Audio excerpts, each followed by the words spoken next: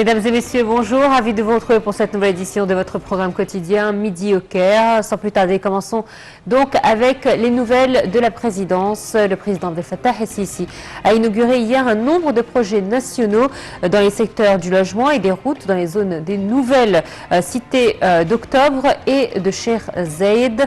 Y ont assisté à la cérémonie le Premier ministre Dr Mostafa Madbouli, nombre de ministres et de hauts responsables de l'État. Les détails dans ce commentaire.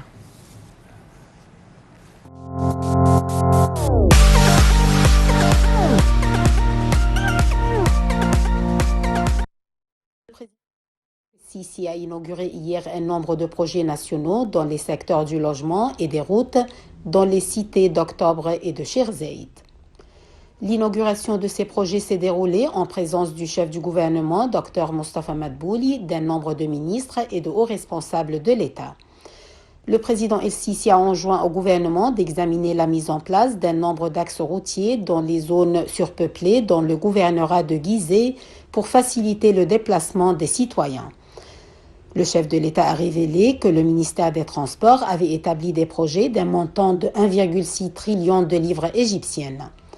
Commentant une présentation du chef de l'autorité du génie militaire, le lieutenant-général Ihab El-Faur, sur le développement des routes à Gizeh, le président a jugé important le réaménagement des routes et des axes dans les zones surpeuplées dans ce gouvernorat, ce qui, selon lui, exige l'élimination de certains bâtiments et l'indemnisation des citoyens.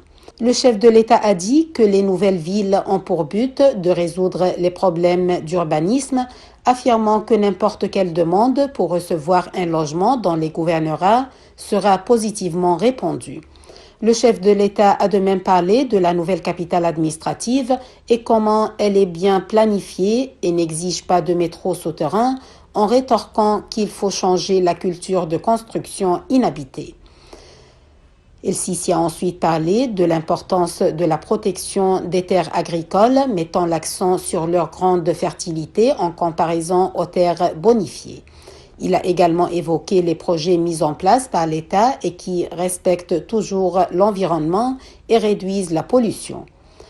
Le chef de l'État a également inauguré par visioconférence le complexe des salles de Hassan Mustafa à la cité du 6 octobre.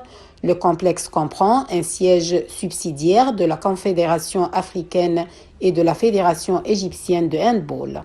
Le président el-Sisi s'est rendu sur l'un des chantiers des projets de construction de logements à la ville du 6 octobre à Gizeh et a tenu à visiter un certain nombre d'unités de logement pour s'enquérir de visu de leur ameublement de manière décente.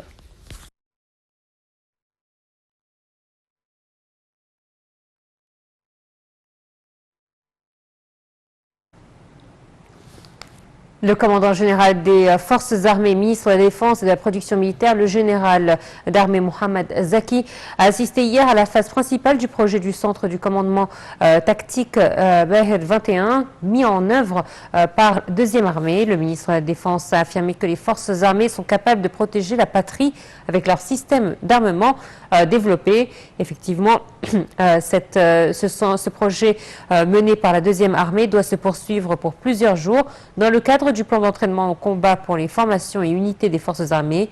Y ont assisté le chef d'état-major des forces armées, le général Oussama Askar, et nombre de commandants de l'armée. Et le ministre de l'Intérieur, Mahmoud Tawfi, est arrivé à la République tunisienne à la tête d'une importante délégation pour prendre part à la 39e session du Conseil des ministres arabes de l'Intérieur qui a démarré hier à Tunis.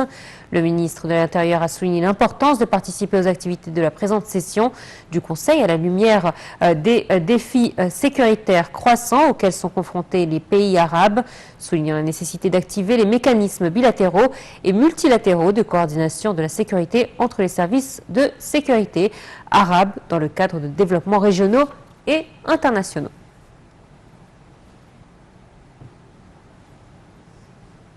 Le ministre des Affaires étrangères Samar Chokri a affirmé que l'Égypte adoptait une approche globale pour la promotion des droits de l'homme et des libertés fondamentales car elle a pu réaliser des progrès remarquables dans la promotion des droits civils et politiques et des libertés fondamentales. Un commentaire. Le ministre des Affaires étrangères, Sameh Shoukry, a affirmé que l'Égypte adoptait une approche globale pour la promotion des droits de l'homme et des libertés fondamentales, car elle a pu réaliser des progrès remarquables dans la promotion des droits civils et politiques et des libertés fondamentales. Le chef de la diplomatie a tenu ses propos dans son allocution enregistrée prononcée lors du segment du haut niveau de la 49e session du Conseil des droits de l'homme. Shoukry a indiqué que la session du Conseil se tenait parallèlement à de nombreux développements liés à la promotion des droits de l'homme en Égypte à travers un véritable partenariat avec la société civile dans le but d'établir une nouvelle république qui défend les valeurs de la démocratie, des principes des droits de l'homme et de l'état de droit. D'autre part, il a souligné le grand développement qu'a connu le droit de former des associations en Égypte au cours de la dernière période, notant que le président de la République avait déclaré 2022 comme l'année de la société civile, signe de l'importance que l'Égypte accorde à la société civile en tant que partenaire essentiel dans le processus du développement.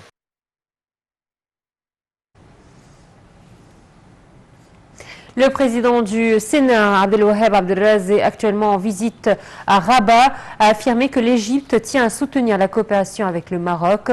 Son entretien avec le ministre marocain des Affaires étrangères a favorisé l'échange des visions et la convergence des points de vue sur nombre de questions d'intérêt commun et a également affiché le désir constant des deux bords à se projeter vers de plus hauts niveaux de coopération bilatérale.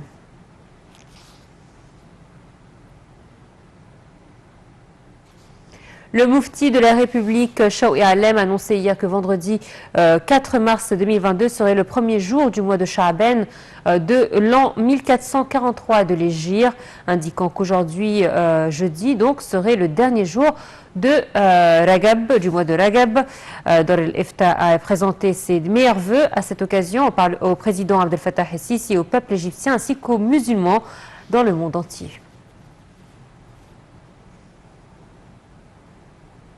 Et le président du Conseil d'État, le conseiller Mohamed Mahmoud Hossein Eddine et la ministre de la Coopération internationale, Dr Rania Al-Machot, ont inauguré les réunions entre le Conseil d'État et la Banque mondiale. Les réunions ont pour but de mettre au point un plan cadre de coopération entre les deux parties dans plusieurs domaines, avec la participation de la directrice régionale de la Banque pour l'Égypte, le Yémen et Djibouti, Marina Wess. Hossein Eddine a souligner l'intérêt du Conseil d'État de profiter des expériences internationales et de la Banque mondiale dans les domaines de développement des systèmes judiciaires. Pour sa part, la ministre Al-Machot a mis l'accent sur l'importance de la coopération entre l'Égypte et le groupe de la Banque mondiale et a salué les réformes continues menées pour développer le Conseil d'État, lesquelles ont été récemment couronnées par la nomination de 98 femmes juges.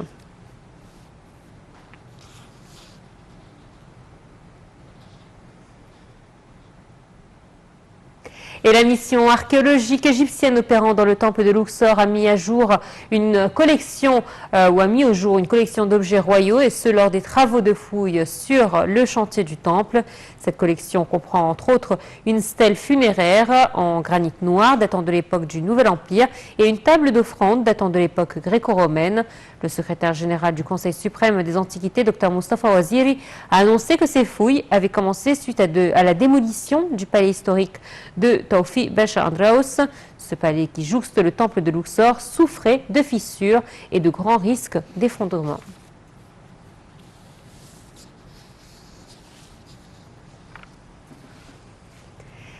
Et nous a rejoint par téléphone donc Hazem Hassan, notre expert en tourisme. Bonjour. Allô? Alors, il semblerait que nous avons un problème technique. C'est ainsi que prend fin cette édition. Merci de votre fidélité. Merci à toute l'équipe de la rédaction pour cette émission de ce matin. Très bonne suite de programme sur la télé internationale. Au revoir.